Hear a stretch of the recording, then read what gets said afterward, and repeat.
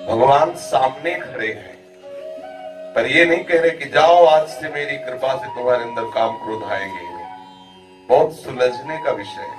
स्वयं भगवान सामने खड़े हैं और अर्जुन को आदेश कर रहे हैं, मात्रा स्पर्शास्तु कौन्तेय शीतोष्ण सुख दुखदा आगमा पाइनो अनित्यास। ये आने जाने वाले नाशवान हैं, तो इनको क्या करना, तास तितिक्षस्व भारत, तो इनको सह, अर्थात भगवान की भक्ति करते हुए मुझे ये विकार सहने होंगे, क्योंकि भगवान ऐसा चाहते हैं कि मैं इनको सहूं। जिसने काम क्रोध आदि के वेग को नहीं सहा वो परम पद का अधिकारी नहीं हो सकता। अगला श्लोक उसी के आगे, यम ही न व्यथयन्ते ते पुरुषम पुरुषर्षभ सम दुख सुखाधीनम स्वमृतत्वाय कर। जो सुख दुख आदि ये जो वेग काम क्रोध आदि के हैं, हर्ष शोक आदि द्वंद जो व्यथित नहीं होता है और सह जाता है, वो परम पद का अधिकारी हो जाता है। हमारे यहाँ श्री सेवक जी महाराज कहते, सहत सहत बाढ़े भगति गृहतम गुरु हितकार। जो सह गया सो साधु, सहनशील आशय उदार धीरज सहित विवेकी भ्रमण कर रहे थे। इधर नई अवस्था थी तो हम मनोरंजन के लिए देखते हैं क्या बोलेगा, क्योंकि ये डर तो था लेकिन पीटेगा। बोले आओ हमारे साथ चलो। उसने कहाँ ले जाएंगे थे, मतलब कोई भय नाम की वस्तु नहीं थी। पीछे चले गए तो उसने श्री विग्रह को दिखाया। एक वैकुंठ धाम था, वहां बाहर ही एक श्री विग्रह लगा। बोला देख रहे हो? उनका जी देख रहे। और लड़खड़ाते हुए उसने बोला कि जानते हो मूर्ति क्यों पूज रहे? हमने कहा कि भगवान की मूर्ति इसलिए पूज रही। बोले नहीं, ये मूर्ति संगमरमर की है।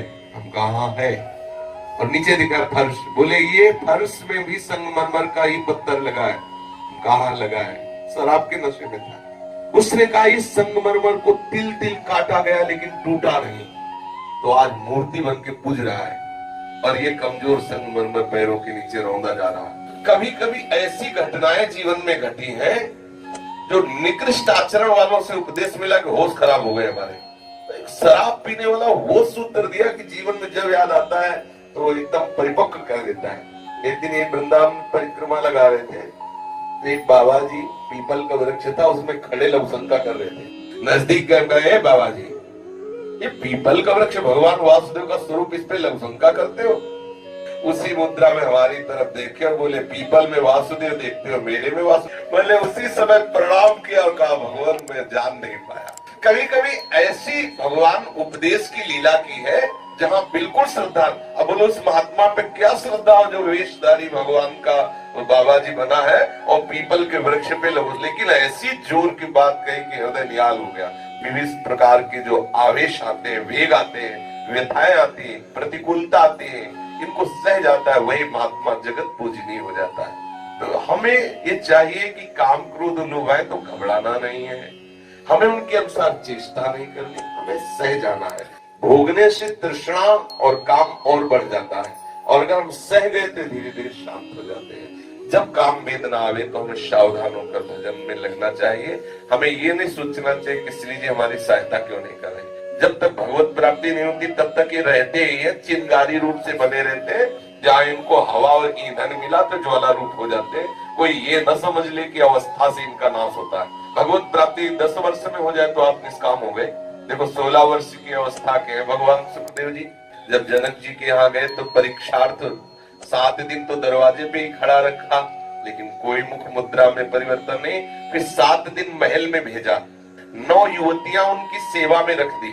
7 दिन 7 रात्रि 9 युवतियों द्वारा हास्य विनोद खिलाना पिलाना सब। जो भगवत प्राप्त महापुरुष है त्रिकाल में ऐसा नहीं हो सकता कि उनके मन में कोई विकार आकर अपना प्रभाव दिखा सके। जहां अगर थोड़ी भी अभी जगह रह गई है जीवत्व की तो फिर ये विकार थोड़े चिंगारी रूप में, चिंगारी में ताकत नहीं है लेकिन उसको मसाला मिल जाए तो ज्वाला होने में देर नहीं लगती। और जब भगवत प्राप्ति हो जाती है तो भगवान की सिवा कोई बचा नहीं।